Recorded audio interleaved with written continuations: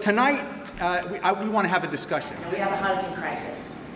So the main thrust behind this is to get housing, perhaps even housing in places that we may not normally have considered housing to be an appropriate location. Why do we want this? Well, first of all, this process is to open the discussion to talk about whether we wanted to do it or not. Right now, the incentive to work with the developer to do this comes to about $1.25 million. We would get $3,000 per unit. So that's $900,000 plus $350,000 for the zoning incentive to come to 1.25. However, we still get the property tax on top of that. And we're right now estimating that to be about $1.2 million per year in property tax alone. We're going to go 40R, or we will be forced to take a 40B. State law says that if you have 10% of your housing permanent stock in affordable units, subsidized units, as counted by DHCD, then you're no longer subject to Chapter 40B's punitive provisions, which basically... So it is, there is a mandate that you have at least 10% in your No town. mandate. Plenty of towns are under 10% and will never get there.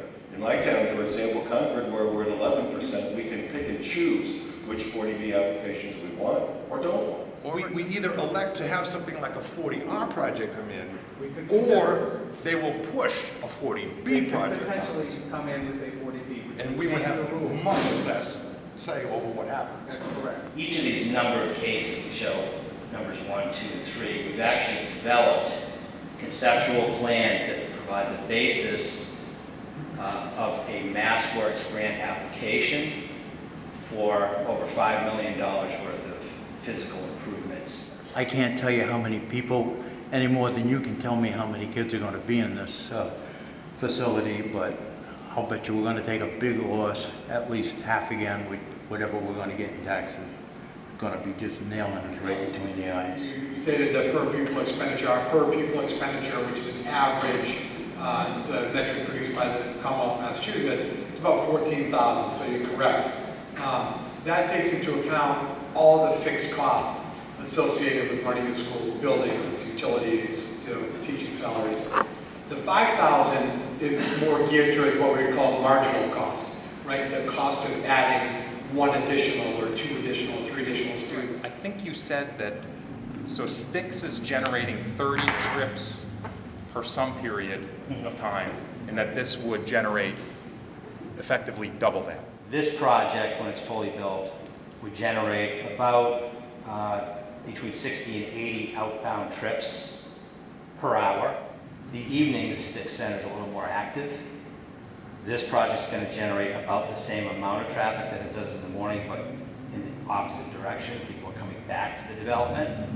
Right? So we get about 60 to 70 vehicles per hour coming back in.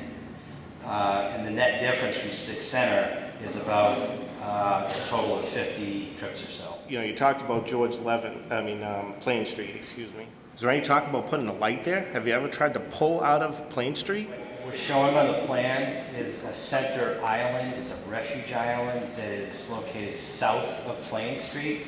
So if you're a pedestrian and you feel more comfortable crossing at a shorter length with something to protect you from cars, in case you have to stop and wait for a gap, that's what the island is there for. And it will be equipped with a beacon. I'm 100% against this project for traffic and safety reasons, primarily.